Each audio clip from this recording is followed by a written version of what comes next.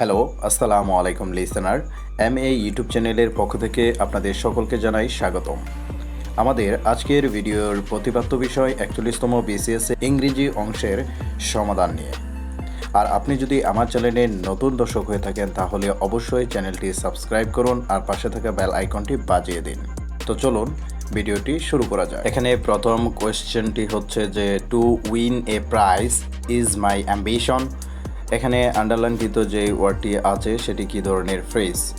আমাদের একটি রুল মনে রাখতে হবে, যেটি হচ্ছে যে যদি কোনো ভার্বের আগে জিরাউন্ড অথবা ইনফিনিটিভ যুক্ত থাকে তাহলে সেই সেন্টেন্সটি মূলত নাউন ফ্রেজ হবে একটি noun phrase.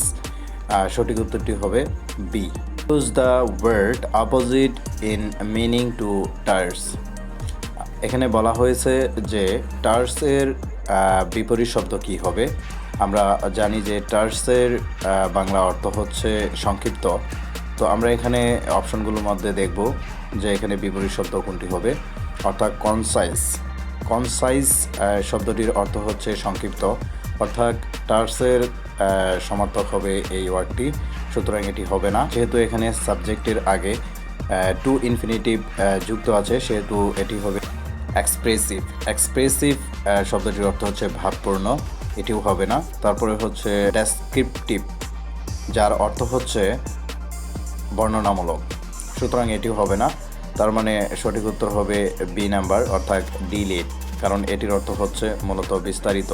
Hose that in this sentence that is an, অর্থাৎ প্রদত্ত বাক্যটি মূলত এখানে দ্যাট দেওয়া আছে, এটি মূলত কী ধরনের সেন্টেন্স।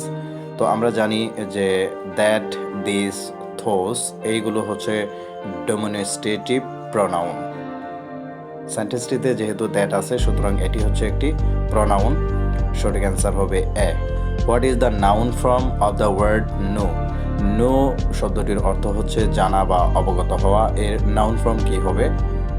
অপশনগুলোর মধ্যে সঠিক হবে বি নাম্বার, নলেজ। এর অর্থ হচ্ছে জ্ঞান অথবা অবগতি। Why then tis known to you, for there is nothing either good or bad, but thinking makes it so. প্রদত্ত উক্তিটি মূলত কোন নাটক থেকে নেওয়া হয়েছে? এখানে সঠিক উত্তরটি হবে ডি নাম্বার, হ্যামলেট। আমরা জানি যে এই হ্যামলেট নাটকটি হচ্ছে শেক্সপিয়ারের একটি বিখ্যাত ট্র্যাজেডিমূলক নাটক। তারপরের প্রশ্নটি হচ্ছে made weak by time and date but strong in will to strive to seek to find and not to yield is taken from the poem written. আমরা জানি যে এই উক্তিটি মূলত লিখেছেন আলফ্রেড টেনিসন, অর্থাৎ অ্যান্সারটি হবে সি নাম্বার। আর এই উক্তিটি নেওয়া হয়েছে মূলত ইউলিসেস নামক একটি কবিতা থেকে।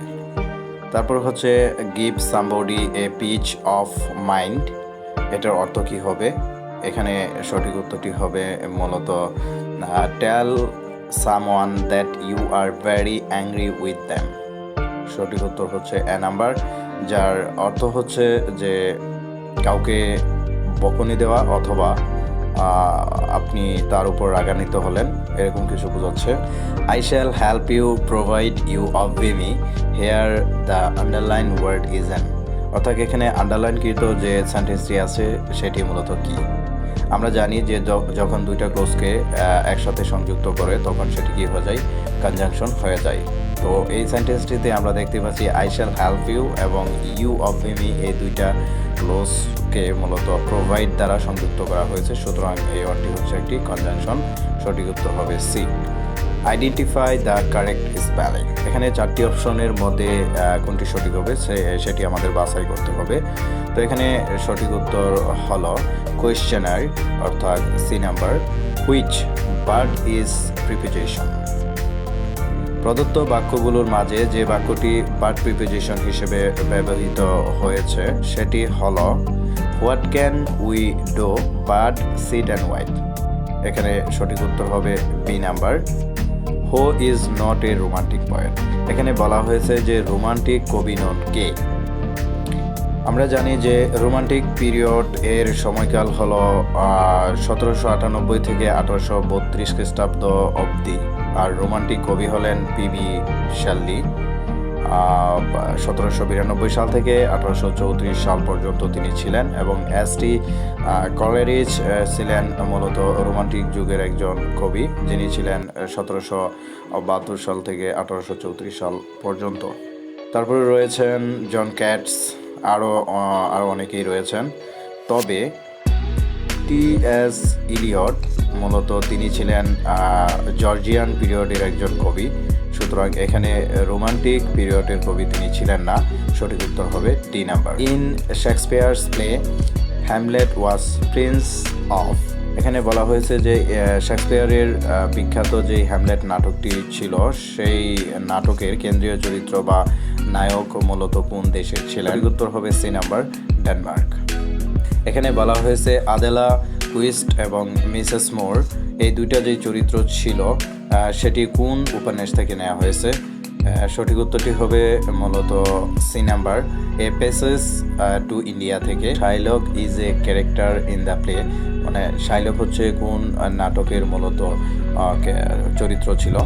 আমরা জানি যে শাইলক হচ্ছে শেক্সপিয়ারের মূলত দ্য মার্চেন্ট অফ ভেনিস নামক নাটকের দুটি চরিত্র, যেখানে শাইলক ছিলেন একজন সুদখোর। তাই এখানে সঠিক উত্তরটি হবে B number, the merchant of Venice. Vanity fair is a novel written by. এখানে বলা হয়েছে যে ভ্যানিটি ফেয়ার যে উপন্যাসটি ছিল সেটি মূলত কে লিখেছিলেন? আমরা জানি যে ভ্যানিটি ফেয়ার হলো উইলিয়াম ম্যাকপিচ থ্যাকারির একটি উপন্যাস। Pip is the protagonist in Charles Dickens novel, মানে পিপ এবং প্রোটোগনিস্ট ইন চার্লেস ডিকিসন, অর্থাৎ এই দুইটা চরিত্র মূলত কোন উপন্যাসের? আমরা জানি যে চার্লেস ডিকিসন এর উপন্যাস হচ্ছে গ্রেট এক্সপেকটেশন, এর কেন্দ্রীয় নায়ক মূলত তিনি ছিলেন। আর পিপ এখানে বলা হয়েছে পিপের চরিত্র ছিল মূলত গ্রেট এক্সপেকটেশনের উপন্যাসের যেই নায়ক ছিলেন চার্লেস ডিকেন্স, তার বর্ণনা করতেন তিনি, অর্থাৎ পিপ ছিলেন মূলত বর্ণনাকারী। তাই এখানে সঠিক উত্তরটি হবে যে D number, great expectation. Lady Chatterley's lover written by the author, অর্থাৎ এখানে বলা হয়েছে লেডি চ্যাটার্লিস লাভার, এটি উপন্যাসের লেখক কে? তো আমরা জানি যে লেডি চার্লেস লাভার হলো ডি.এস. লরেন্স এর একটি উপন্যাস, এবং ডি.এস. লরেন্সের আরও কয়েকটি লেখনী আছে, তার মধ্যে হচ্ছে the rainbow, the white peacock, sons and lover ইত্যাদি। তো এখানে সঠিক উত্তরটি হবে the rainbow, B number. Identify the word that can be used as both singular and plural. অপশনগুলোর মাঝে যেটি সিঙ্গুলার এবং প্লোরাল হিসেবে ব্যবহার করা হয় সেটি কি হবে? এখানে সঠিক উত্তরটি হবে সি নাম্বার, ফিশ।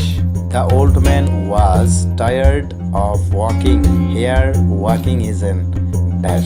অর্থাৎ এখানে বলা হয়েছে যে এই সেন্টেন্সটিতে মূলত ওয়াকিং শব্দটি মূলত কি?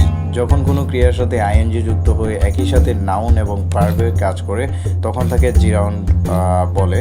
তো অফ এর পর একই সাথে নাউন এবং ভার্বের কাজ করায় শব্দটি জিরাউন্ড, সুতরাং এখানে সঠিক উত্তরটি হবে D number, gerund. I will not let it go, in this sentence go is an, অর্থাৎ এই প্রদত্ত যে সেন্টেন্সটি আছে সেখানে মূলত গো শব্দটি কি? আমরা জানি যে কিছু কিছু ক্রিয়ার পর উইথ লেট এর পর মূলত বেয়ার ইনফিনিটিভ টু ছাড়া ব্যবহৃত হয়, সুতরাং গো শব্দটি হলো একটি ইনফিনিটিভ। সঠিক উত্তরটি হবে এ নাম্বার, ইনফিনিটিভ। তারপর এই প্রশ্নটিতে দেখা যাচ্ছে যে হোয়েন উশানি entered dash the room everybody stop talking. আমরা জানি যে এন্টার্ড প্লাস সামবডি বা এন্টার্ডের পর কোনো প্রিপোজিশন বসে না, কিন্তু চুক্তি করা অর্থে এন্টার এর পর ইনটু বসে, সুতরাং সঠিক উত্তর হবে A number. The play the birthday party is written by. প্রদত্ত প্রশ্নটিতে বলা হয়েছে যে দ্য প্লে এবং দ্য বার্থডে পার্টি মূলত কে লিখেছিলেন? এখানে সঠিক উত্তর হবে C number, Harold Pinter. Harold Pinter এর একটি বিখ্যাত নাটক ছিল the play the birthday party. Though I sang in my chains like the sea, those lines have been quoted from Dalin Thomas poem. মূলত প্রশ্নে বলা হয়েছে যে এই উক্তিগুলি কোন কবিতা থেকে নেওয়া হয়েছে। সঠিক উত্তর হবে বি নাম্বার, ফ্রান্ট হিল। এই ফ্রান্ট হিল কবিতাটি থেকেই উক্ত লাইনগুলো নেওয়া হয়েছে এবং এটা লিখেছিলেন Dylan Thomas. The character Alfred Doolittle is taken from show's play title হলো। এখানে মূলত পিমিনিয়ন হলো জর্জ বার্নার্ড শো এর একটি নাটক, আর এই নাটকের একটি চরিত্র হলো Alfred Doolittle. The poem the love song of J Alfred Prufrock is written by, মানে এখানে বলা আছে যে প্রদত্ত যে কবিতাটি আছে সেটি কে লিখেছেন। এখানে সঠিক উত্তর হবে B number, T S. Eliot. Who is the author of the first scientific romance the time machine? এটির মূলত লেখক হচ্ছেন এইচ.জি. ওয়েলস। সঠিক উত্তরটি হবে এ নাম্বার। তারপরের প্রশ্নটি হচ্ছে যে call me if you have any problems regarding your work here. Regarding is an প্রদত্ত বাক্যে রিগার্ডিং বলতে এখানে কি বোঝানো হয়েছে? আমরা জানি যে নাউন ফ্রেজ এর পূর্বে রিগার্ডিং শব্দটি প্রিপোজিশন হিসেবে ব্যবহৃত হয়, সুতরাং সঠিক উত্তর হবে C number. The correct comparative form of the sentence A string of peerless was not so bright as her teeth. সঠিক উত্তরটি হবে B number, her teeth were brighter than a string of pearls. Come on, it's time to go home. Here home is an, অর্থাৎ এই সেন্টেন্সটিতে বলা হয়েছে যে home বলতে এখানে কি বোঝানো হয়েছে। আমরা জানি যে গো এর পর সরাসরি হোম শব্দটি আসায় সেটি অ্যাডভার্ব হিসেবে ব্যবহৃত হয়েছে, সুতরাং সঠিক উত্তরটি হবে ডি নাম্বার, অ্যাডভার্ব। তারপরের প্রশ্নটি হচ্ছে যে huffing and puffing we arrive at the classroom door with only 7 seconds to spare. In this sentence the verb arrive, এখানে arrive কি ধরনের verb? আমরা জানি যে arrive মানে হচ্ছে হাজির হওয়া। শব্দটির পর অ্যাডভার্বিয়াল ফ্রেজ ব্যবহৃত হওয়ার কারণে প্রদত্ত বাক্যে arrived শব্দটি হলো ইনট্রানজিটিভ ভার্ব। সঠিক উত্তর হবে এ নাম্বার, ইনট্রানজিটিভ।